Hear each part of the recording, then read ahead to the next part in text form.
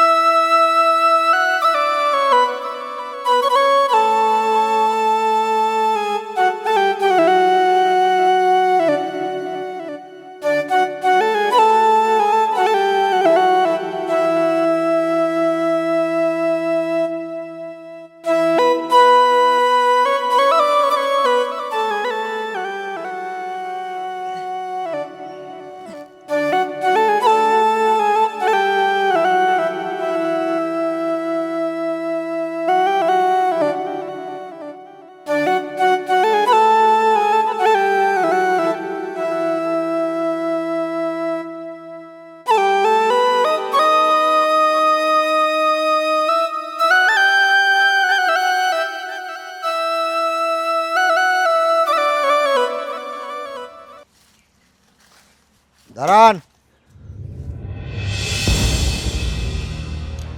আরে কাকা, আপনি এই জায়গায় কি করেন? আমি কবর করতেছি বাবা, আমার মেয়েকে এই জায়গায় দাফন করব। দেখি আপনার কোন মেয়ে, মুখ খোলেন।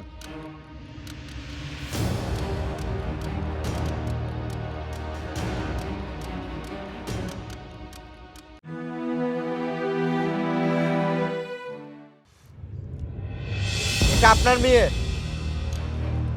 এটা তো একজন পতিতা। আর এই পতিতার দাফন আমাদের এই গোরস্থানে হবে না। বাবা রে, পতিতেরা কি মানুষ না বাবা? একটা কথা কই, তুমি ছাড়া তো আর কেউ দেখে নাই। তুমি যদি আমার মেয়েটাকে এই জায়গায় দাফন করতে দাও বাবা, আমি অনেক খুশি হব বাবা। থামুন। আপনি খুশি হলেও সেই আল্লাহ কিন্তু খুশি হবে না। বুঝতে পারছেন?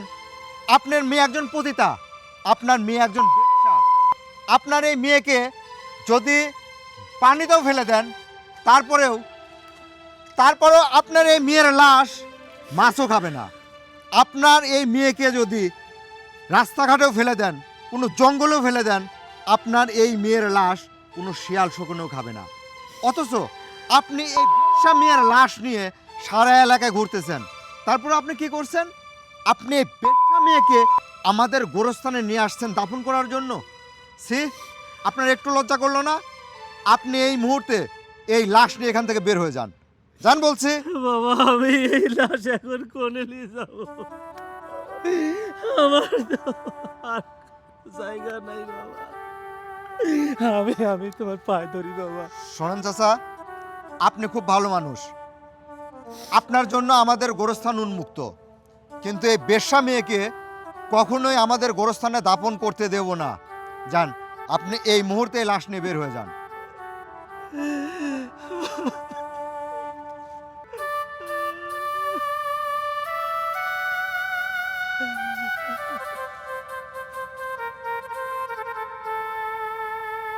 তাড়াতাড়ি করেন।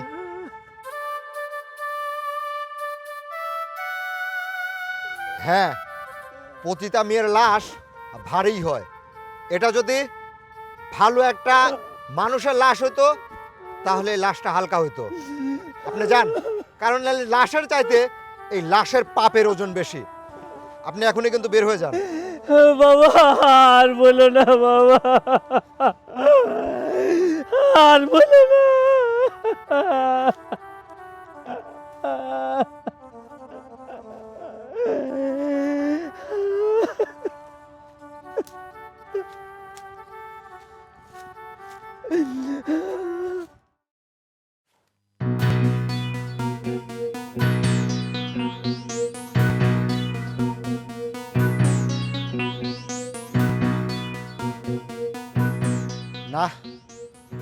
এই খবরটা তো অবশ্যই মেম্বার সাহেবকে জানাতে হবে।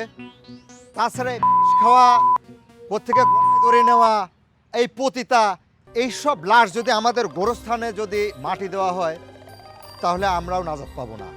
খবরটা মেম্বারকে জানাতেই হবে। মেম্বার আপা, মেম্বার আপা, কে? জামির আসেল, একটু বের হয়ে আসেন।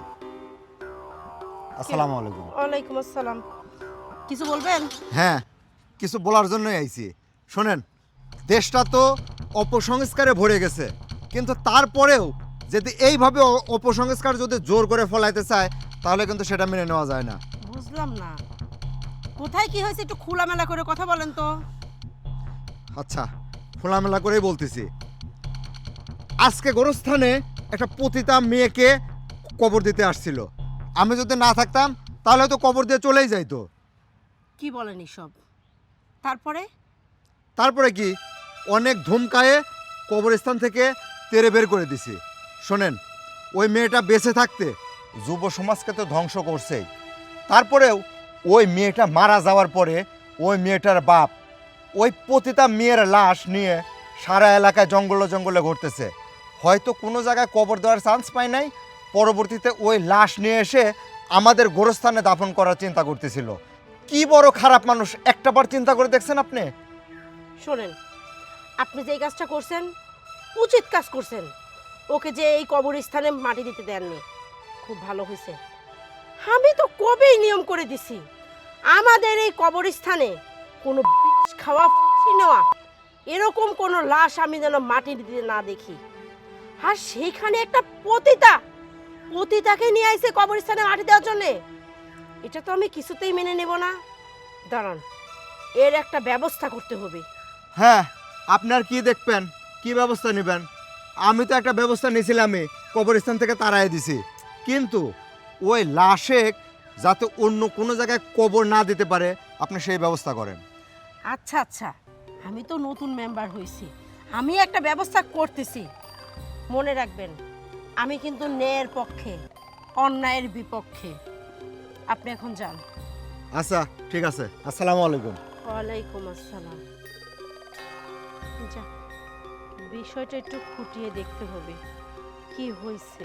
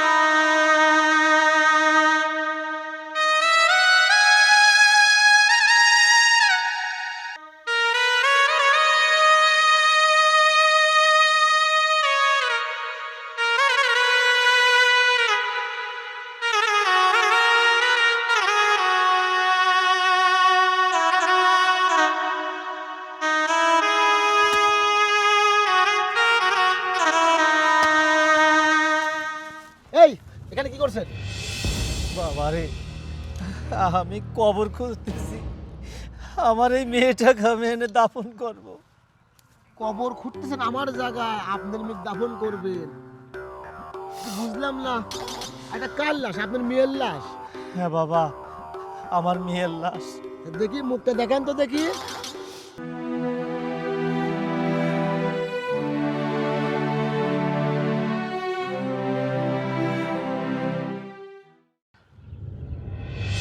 এটা আপনার মেয়ে? আর এই মেয়েকে মাটি দেওয়ার জন্য আমার জমির পর আইছেন? এই ওটা পতিতা, এটা নষ্ট মেয়ে, এটা বেশ্যা যাকে বলে। আর তাকে তুমি মাটি দেওয়ার জন্য আমার জমির পর আইছাও? হ্যাঁ, আমার জমির পর তোমার মেয়েকে মাটি দিতে দেবো না। তাড়াতাড়ি নষ্ট মেয়েকে নিয়ে আমার কিন্তু ছড়াও চলে বলছা। জবর কথা হয়ে গেছে। হ্যাঁ, সারা দেশে বেড়াইছো, আর তুমি সেই নষ্টা মহিলা লিয়ে আইছাও আমার জমির মাটি দেওয়ার জন্য? অত সহজ না। তোর বাপের জায়গা জেনে আছে সেনে যা মাঠের দিকা যা। বাবারে তুমি কেমন করে কথা কচ্ছ? পতিতা কি মানুষ না রে বাবা? আর এ জায়গায় তো জঙ্গল, এ জায়গায় তো পড়েই থাকে বাবা। আমার মেয়েটাকে এনে দাফন করে দে বাবা, আমার অনুরোধ বাবা, আমার মেয়েটা দাফন করতে দাও বাবারে। আজ সকাল থেকে শুরু করে এ পর্যন্ত কত জায়গায় গেছি, কত ঝড় জঙ্গলে ঘুরছি এই মেয়েটাকে দাফন করার জন্য, কেউ একটু জায়গা দেয় নাই বাবা। তোমার এই জায়গায় আসলাম, তুমিও তারা দিচ্ছ। তুমি জায়গা যদি দিতে বাবা, আমার মেয়েটা এনে দাফন করতাম। বাবারে এ তো বেশি জায়গা না, মাত্র 3.5 হাত জায়গা। দেখো বাবা, সবার জন্যই 3.5 হাত, তুমি মনেও তো 3.5 হাত জায়গায় কত কিছু, কত মানুষের আছে, আমাদের তো একটু থাকার জায়গাও নাই। তাই তোমার কাছে আমি ভিক্ষা যাচ্ছি বাবা, জায়গাটা দাও। এই চুপ, এই নেকা কাম না বাদ দাও গা। হ্যাঁ, এই দুশ্চরিতা নষ্ট মেয়ে আমার জায়গায় কখনো মাটি দিতে দেবো না। যদি ভালো একটা মেয়ে হইতো ওই মাটি দিতে দিতাম। একদম ছড়াও, যাও যাও। বাবারে তুমি একটু কয়ে দাও, আমার মেয়ে ডাকলি আমি কোনে যাবো? আমি তোর মিকলে তুই কোনে যাবো না যাবো সেটাকে আমি তো কয়ে দেবো। এই তুই তোর মিকলে জাহান নামে যা। চল কে রে, এখন দাঁড়া আছিস কেন? এখন আসলে যা। যাচ্ছি বাবা।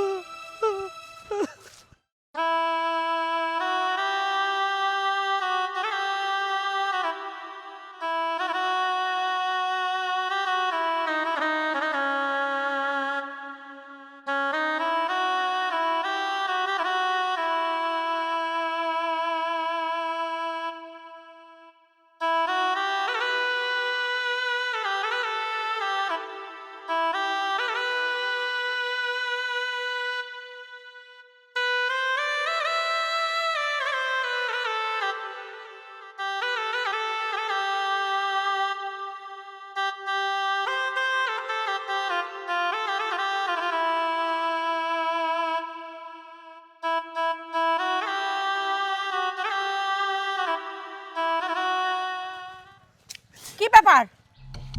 আপনি এখনো আমাদের এলাকায় ঘোরাঘুরি করতেছেন আপনার এই নষ্ট চরিত্রের মেয়ের লাশ নিয়ে? শোনেন, ভালো চানতে এক্ষুনি এই গ্রাম থেকে বের হয়ে যান, যান বলতেছি। আর শুনলাম আপনি নাকি আমাদের কবরস্থানে গিয়েছিলেন আপনার মেয়ের দাফনের কাজ করতে। এই রকম কাজ আর ভুলেও করার চেষ্টা করবেন না, আর এই মুহূর্তে আমাদের গ্রাম ছেড়ে বের হয়ে যাবেন, যান বলতেছি। মারে আমার মেয়ে বেঁচে ছিল ঠিক, কিন্তু ভালো হয়ে গেছিল মা। ভালো হয়ে গেছিল? হ্যাঁ, আমার মেয়েটা ভালো হয়ে গেছিল, এখন এই নোংরা কাজ আর করতো না। ভালো হয়ে গেছিল? হ্যাঁ, আমার মেয়েটা ভালো হয়ে গেছিল। একটা পতিতা মেয়ে ভালো হয়ে গেছিল? কি বলতেছেন আপনি সব? হ্যাঁ মা, আমার মেয়েটা বিয়েও করেছিল, সংসারও করতেছিল। কি বলেন? আচ্ছা, আপনার এই পতিতা মেয়ে তাহলে কি করে মারা গেল? মা, এটা শোনার দরকার নেই। এই তুমি যাও যাও যাও যাও। যাও। একদম চুপ, আমার উপর দিয়ে একটা কথা বলবো না। চুপ কর। ভাইজান, আপনি বলেন, আমি শুনবো। তাহলে শুনবে মা? হ্যাঁ শোনো। সে যে কেন এলো না, কিছু ভালো লাগে না, এবার আসো তারে আমি মজা দেখো। কি ভিতরে কি কেউ আছে? কি ব্যাপার, তুই এখন আসলি যে? তোর না কালকে আসার কথা ছিল? আর তাছাড়া ভিতরে যদি কেউ থাকতো তাহলে কি আমি এইখানে এইভাবে দাঁড়ায় থাকতাম তোর অপেক্ষায়? হ্যাঁ, কালকে আমার আসার কথা ছিল, একটু কাজ পড়ে গেছিল তো তাই আসতে পারি নাই। কিন্তু আমি একটা জিনিস বুঝলাম না, এই জায়গায় তো কত মানুষ আসে, কত মানুষ যায়, আর তুই আমার অপেক্ষায় পড়ে থাকিস মানে? আরে শোন, মানুষ তো কত মানুষই আসে, সবাইকে কি সবার ভালো লাগে? আমাকে তোর ভালো লাগে? খুব খুব খুব ভালো লাগে। আচ্ছা যাই হোক, এইখানে দাঁড়িয়ে দাঁড়িয়ে কথা বলবি না ভিতরে যে চল চল। আয় দেখি শার্টটা আজকে আমি খুলে দেব। আচ্ছা, তোমার সঙ্গে আমি কিছু কথা বলি। ঠিক আছে নে, আগে তুই গল্প করতে চাস করি। আচ্ছা, হুম? তুমি এত সুন্দর একটা মেয়ে, হুম। অথচ পতিতলায় কেন? দেখতে শুনতে তো মাশাআল্লাহ অনেক সুন্দর। তোমার কি পরিবার নেই? জানিস তো এইভাবে না আমার সাথে কেউ কখনো কথা বলেনি। কত সুন্দর দেখ, তুই তুমি তুমি করে কথা বলতেছিস, মনে হচ্ছে আমি যেন তোর ঘরের বউ। আর তাছাড়া সাধারণত এইসব গল্প না আমি কারোর সাথে করি না, কিন্তু তুই যেহেতু জানতে চাচ্ছিস তোকে সব বলবো। আমার পরিবার ছিল আর এখনো আছে। কি বলো? তোমার পরিবার আছে, পরিজন আছে, তাহলে তো পরিবারের লোকজন আছে, তাহলে তুমি কেন এই জায়গায়? আমার পরিবার বলতে আমার বাবা আছে, আর যদি আমি সেই ঘটনাটা বলি কেন আমি এই জায়গা, তাহলে তো অনেক সময় লাগবে। অত সময় কি তোর আছে? আমার খুব শুনতে ইচ্ছা করছে। আচ্ছা তাহলে শোন, আসলে আমারও না 8-10টা মানুষের মতো সাধারণ একটা জীবন ছিল। আমাকেও না সবাই খুব ভালো মেয়ে হিসাবে জানতো, আমি ভালো মেয়েও ছিলাম। ছোটবেলা জন্মের পর শুনেছি মা মারা গেছে, কখনো মায়ের চেহারা দেখা হয়নি। ছোটবেলা থেকে বাবাই আমাকে মানুষ করে। আমি যখন বড় হলাম, কলেজে উঠলাম, ইন্টার কমপ্লিট করলাম, ভার্সিটিতে ভর্তি হলাম, ভালোই চলছিল আমাদের সংসার। হঠাৎ করে বাবা একদিন অসুস্থ হয়ে যায়। বাবাকে যখন মেডিকেলে নেওয়া হয় তখন জানতে পারি বাবার নাকি একটা কিডনি নষ্ট হয়ে গেছে। ওই দিন ডক্টর আমাকে বলল অনেক টাকা লাগবে। আমি সেদিন সত্যি খুব অসহায় হয়ে পড়ছিলাম। আমি ভাবছিলাম এত টাকা আমি কই পাবো, মিনিমাম 5 লক্ষ টাকা লাগবে। তখন আমি আমার আত্মীয় স্বজনকে বললাম, কিন্তু ওই যে গরিব মানুষ আমরা, কেউ সাহায্য করলো না। তারপর আমি চেষ্টা করলাম আমি একটা চাকরি বাকরি করবো। জানিস তো আমি না চাকরির জন্য অনেক অফিসে গেছি, অনেক জায়গায় ইন্টারভিউ দিচ্ছি, কিন্তু তারা দিন শেষে বলেছে যদি সময় দিতে পারি তাহলে চাকরি হবে, তাছাড়া হবে না। আমি মানুষের বাড়ি বাড়িতে বাসন মাজার কাজের জন্য অনেক চেষ্টা করছি, সবাই আমার দিকে খারাপ দৃষ্টিতে তাকাইছে। তারা আমাকে বলছে তুমি এত সুন্দর মেয়ে, শিক্ষিত মেয়ে, তুমি কেন এই কাজ করবে, আর এখানে কয় টাকাই বা পাবা, তার চেয়ে আমাকে সময় দিও, অনেক টাকা দিও। প্রথমে না আমি বিষয়গুলো নিতে পারছিলাম না। তারপর হসপিটালে যাওয়ার পর ডক্টর আমাকে বলল আর সময় নেই, হাতে মাত্র একটা দিন সময় আছে, যদি তোমার বাবাকে বাঁচাতে চাও যে করে হোক 5 লক্ষ টাকা ম্যানেজ করো। আমি আসলে বুঝতে পারছিলাম না কি করব, কারণ বাবা ছাড়া তো আমার কেউ ছিল না। তারপর যাই হোক একজনের সাথে রাস্তায় আলাপ হলো, সে আমাকে বলল আরে এই দুনিয়ায় মাংনা না কি কিছুই দেয় না, একটা পথে খোলা আসছে। আমি বললাম কি? বলল সেরকম একটা জায়গা আছে, আমি তোকে আলাপ করে দিতে পারবো, 5 লাখ টাকা চাস হবে, কিন্তু বিনিময়ে তোকে নিজেকে পিলিয়ে দিতে হবে। জানিস তো ওই দিন আমি আগে পিছিয়ে কিছুই ভাবিনি, শুধু আমার মাথায় ছিল আমার বাবার মুখটা, যে করে হোক আমার বাবাকে তো বাঁচাতেই হবে। আমি কথা মতো গেলাম। তারপরে এই তো মাসির সাথে দেখা হলো, কথা বললাম, সে আমাকে 5 লাখ টাকা দিতে রাজি হলো, বিনিময়ে আমাকে এই জায়গায় থাকতে হবে। আমিও হাসি মুখে মেনে নিলাম। তারপর থেকে আমার এই জীবন শুরু। বাবাকে সুস্থ করলাম, কিন্তু যার জন্য এত কিছু করলাম সেই মানুষটা না আমাকে আর দেখতে পারে না, কারণ সমাজের সবার চোখে তখন আমি নষ্ট একটা মেয়ে, আমি একজন পতিতা, আমি একজন বেশ্যা। আমার বাবা আমার মুখটা আর দেখতে চায় না। তারপর থেকে না আমি বাড়ি যাওয়া বন্ধ করে দিলাম। তখন থেকে এটাই আমার বাড়ি, এটাই আমার ঘর। এই দেখ, শুধু শুধু তুই আমার গল্প শুনতে চাইলে মুডটা নষ্ট হয়ে গেল, বাদ দে আমার গল্প। আমি বলি কি, যে কাজে আসছিস চল সে কাজটা শুরু কর। থামো, তোমার গল্পটা শুনে না আমার অনেক খারাপ লাগতেছে। আচ্ছা, আমি বুঝলাম তোমার বাবাকে বাঁচানোর জন্য তুমি এই পথে আসছো, কিন্তু এখন যদি তোমার কাছে এমন সুযোগ আসে যে এই জায়গায় থেকে তুমি বের হতে পারবা, তাহলে কি তুমি বের হয়ে যাবা? এই পাগল নাকি তুই? হ্যাঁ, এই তোর মাথার ভিতরে কোনো বুদ্ধি নাই না কি? হ্যাঁ, আমি তো ভাবতাম তুই বুদ্ধি। আমার এই কথা শুনে তুই ইমোশনাল হয়ে গেলি। এই একটা জিনিস বুঝি না, আমি একজন পতিতা, আমি একজন বেশ্যা। আর একটা বেশ্যা বা পতিতারে না কেউ বউ বানায় না। আরে এটা তো কল্পনাতে হয়, সিনেমাতে হয়, বাস্তব জীবনে হয় না। শোন, এসব কথা রাখ, যে কাজ করতে আসছিস কর, তারপর এখান থেকে মানে মানে কেটে পড়, যা। দেখ, তোকে না আমার অনেক ভালো লাগে। আমি তোকে বিয়ে করতে চাই, আমি তোকে সুস্থ একটা জীবন দিতে চাই। এই স্যার শোন, আবেগে না মানুষ অনেক কিছুই বলে, বাস্তবে এইগুলো হয় না। কেন বুঝিস না? আমি সাধারণ একটা মেয়ে না। তাছাড়া তুই যদি সত্যি সত্যি আমাকে বিয়ে করিস ভালোবেসে, আমি বুঝলাম যে আমার প্রতি তোর ভালো লাগা ভালোবাসা আছে, কিন্তু এই সমাজ তোর দিকে না আঙ্গুল তুলবে, আমার বাবার মতো ছিচি করবে। তখন তুই কি করবি জানিস? আবারও আমাকে ছেড়ে চলে যাবি। তখন কি হবে? আমি আবার দ্বিগুণ কষ্ট পাবো। আমার দরকার নেই সেই জীবনে। আমি যেরকম আছি আমি এরকমই থাকতে চাই, বাস। তুমি কোন সমাজের কথা বলছো? আমার দিকে দেখো, আমি বারে বারে পতিতলায় আসি, পতিতলায় থেকে আড্ডা দিয়ে বাইরে বের হয়ে যাই, সবাই আমাকে সালাম করে, কারণ আমার পকেটে টাকা আছে। সমাজে আমার অনেক নাম ডাক। কিন্তু পতিতা তো তুই শুধু, তাই না? আমি যে তোর সঙ্গে খারাপ কাজটা করে গেলাম, আমার কি কোনো অপরাধ নেই? ও, আমি ছেলে মানুষ, তাই তো? দেখ, বাদ দে সেসব কথা। তুই যে সমাজের কথা বলছিস, সেই সমাজকে আমি মানি না, সেই সমাজকে আমি বিশ্বাসও করি না। আমি মন থেকে বলছি, আমার না তোকে অনেক ভালো লাগে, তোকে আমি বিয়ে করতে চাই, তোকে আমি একটা সুস্থ জীবন দিতে চাই। সত্যি? হ্যাঁ, সত্যি। সবই তো বুঝলাম, কিন্তু মাসি মাসি কি আমাকে এখান থেকে যেতে দিবে? ওটা নিয়ে তোকে ভাবতে হবে না, ওটা আমি দেখব। তুই চল, আজকে আমি তোকে বিয়ে করব। ঠিক আছে, চল। বাবা, বাবা, বাবা, কে? আমি সূচনা। সূচনা? বাবা, কেমন আছো তুমি? আমি যাবাই থাকি, ভালো থাকি আর মন্দ থাকি, সেটা তোর জিজ্ঞাসার প্রয়োজন নাই। তুই কিসের জন্য এই বাড়িতে আছিস? বাবা, এটা তুমি কি বলতেছো? আমি তোমার মেয়ে, আর তাছাড়া এই বাড়িতে আমারও। আমি এই বাড়িতে আসবো না?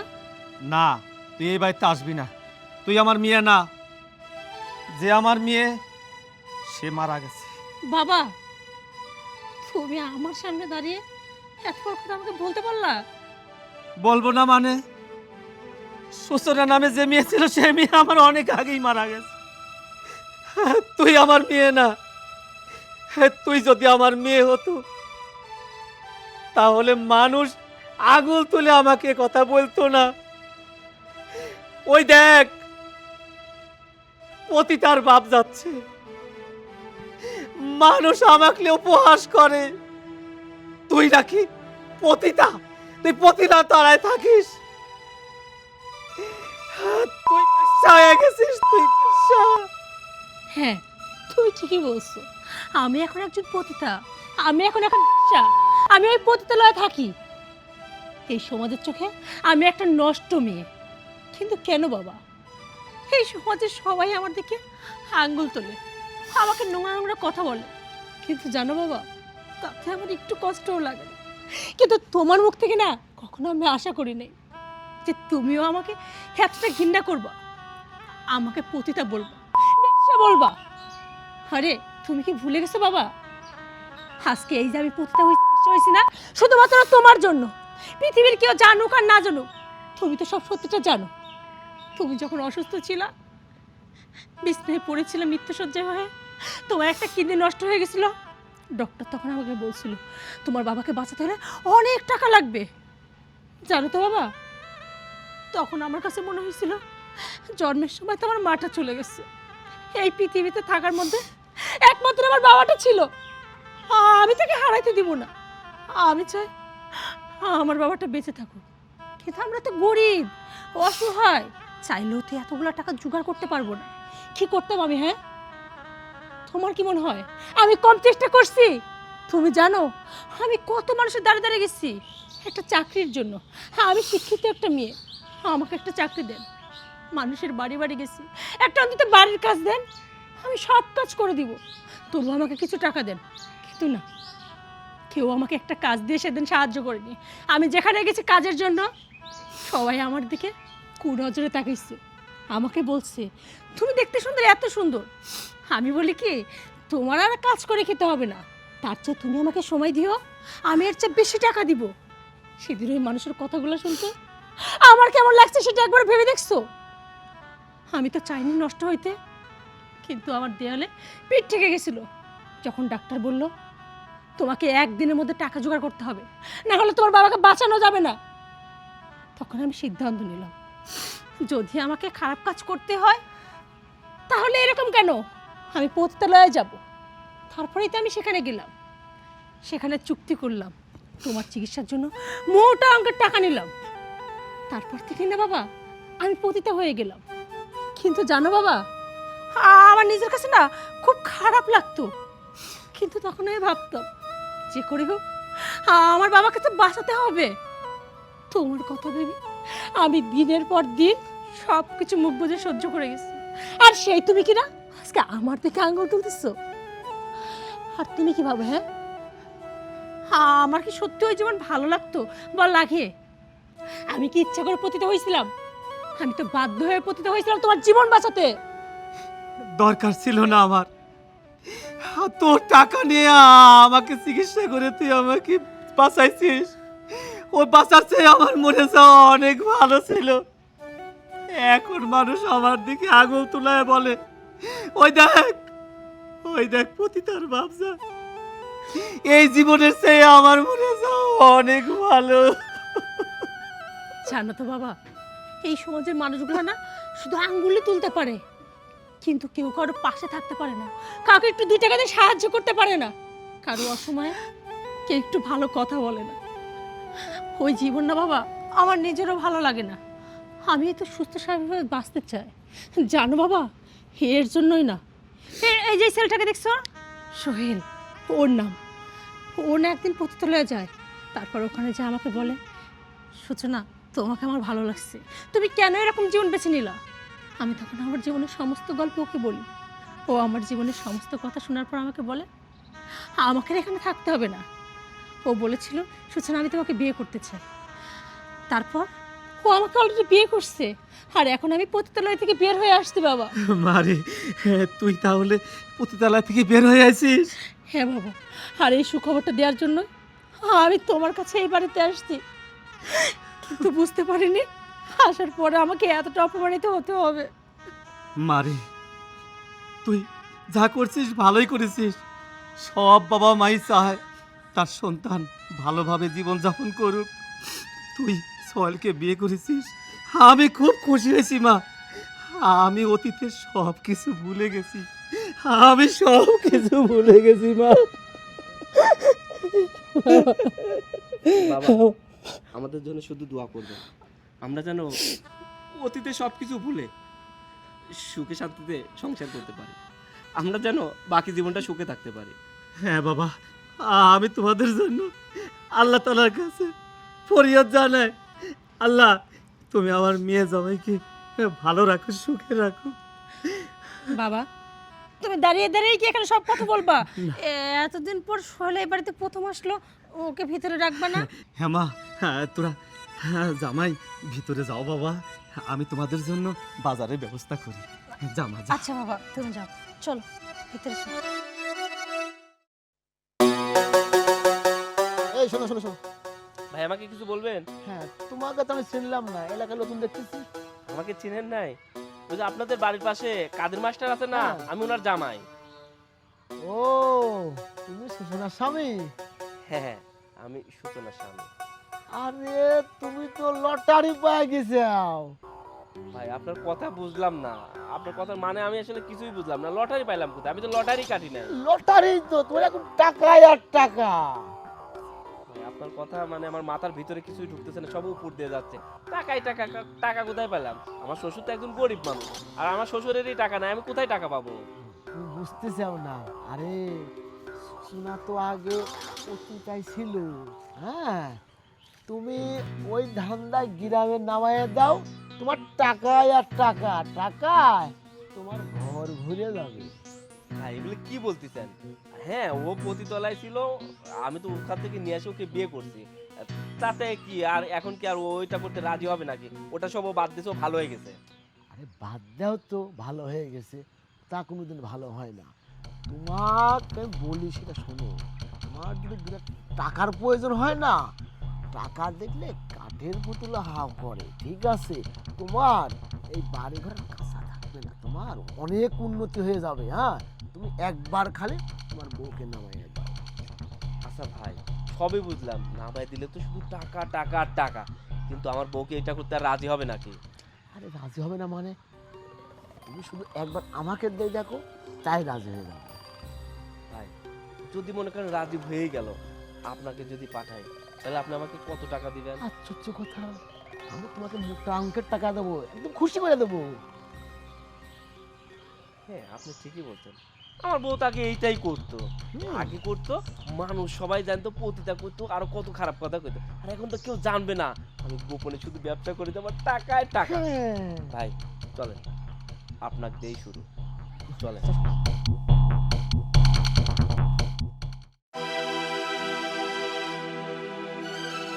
দাঁড়া, যাস কই? হ্যাঁ, হেই, এখন দৌড়াস কে? হ্যাঁ, সাহস থাকলে এখানে দাঁড়া।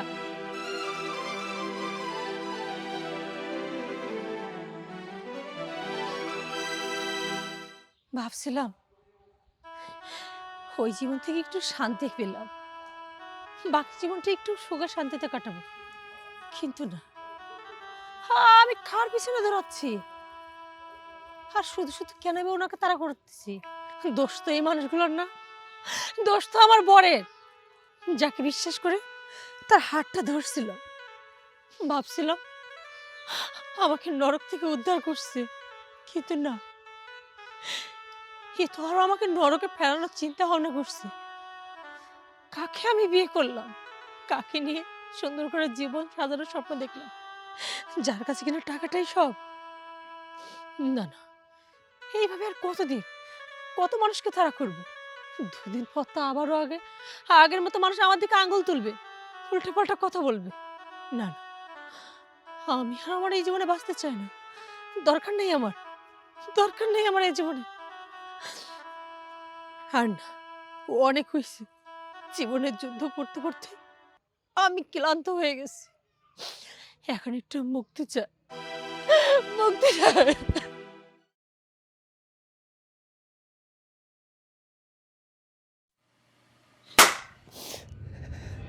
জানোয়ার কোথাকার!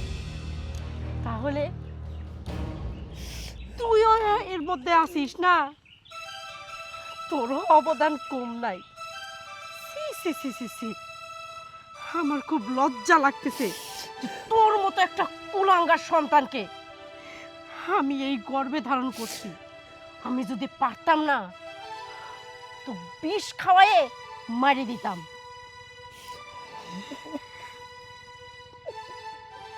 আপনার কাছে আমার মাপ চাওয়ার মতো মুখ নাই।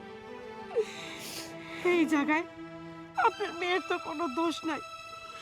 একজন পতিতা মেয়ে, সেই পতিতা থাকা সত্ত্বেও নিজেকে বদলানোর চেষ্টা করছে, সে একটা সংসার করার চেষ্টা করছে, কিন্তু আমার সওয়ালের মতো এরকম জানোয়ারের জন্যে আপনার মেয়েটা নিজেকে বদলাতে পারেনি। আমার ক্ষমা করে দেন, আমি তো এত কিছু জানতাম না। খালা, দোষী শুধু আপনার ছেলে না, দোষী এই কালপিট, এই মানুষ নামে জানোয়ার। এই জানোয়ারের স্ত্রী সে, আর জানোয়ারটি তাকে বিয়ে করে পতিতার কাজ করাতে চেয়েছিল। শুধু তাই না, টাকার জন্য আপনার ছেলেকে এই ঘরে ঢুকিয়েছিল। আমি বুঝতে পারছি, এই সেই কুলাঙ্গার যে কিনা একটা পতিতা মেয়ে বিয়ে করে ঘরে তুলে আবার সেই পতিতার ব্যবসায়ী লাগাই দেয়। আর সেই দুঃখে এই মেয়েটা আত্মহত্যা করে। আর তুই তুই সেই খরিদ্দার, তোর জন্যে এই মেয়েটা লজ্জায় আত্মহত্যা করে। আর এই তোদের মতো কুলাঙ্গারের জন্যেই কোনো মেয়ে ভালো হইতে চাইলো ভালো হইতে পারে না। আরে তুই কি করে পারলি একটা মেয়ে নরক থেকে তুলে নিয়ে এসে আবার জাহান্নামে ফেলে দিলি? সি সি সি সি সি, তোরা কি মানুষ নাকি মানুষ রূপে এক একটা জানোয়ার? তোদেরকে না কঠিন শাস্তি দেওয়া উচিত, যেন তোরা দুজনে আর কোনো মেয়ের জীবন নষ্ট না করতে পারিস। তুই কি ভাবছিস যে তুই আমার ছেলে দেখে তোকে আমি ছেড়ে দেব? না, আমি বলেছিলাম যে আমি ন্যায়ের পক্ষে, অন্যায়ের বিপক্ষে। তাই আমি এই মেয়েটির জন্য ন্যায় বিচারই করব। রতন, তুই আর দেরি করিস না, পুলিশে ডাক দে। এই দুইজনে কি পুলিশে দে। আর আপনাকে বলতেছি, আপনার মেয়ের দাফন কাফনের যত সমস্ত ব্যবস্থা, যত দায়িত্ব আমি নিলাম। ওরে শয়তান, তোকে আমি ভালো মনে করেছিলাম, এতে তুই এত বড় পশু তা আমি জানতাম না। জানিস, এই পৃথিবীতে যদি কোনো ভার কিছু থেকে থাকে, সেই ভারটা হলো বাবার কাঁধে সন্তানের লাশ, সন্তানের লাশ। রতন, তুই এখনো দাঁড়াই রইছিস কে? এই দুইটা কোনার সামনে থেকে নিয়ে যা, যা বলতেছি। থানায় চল, পুলিশের কাছে চল।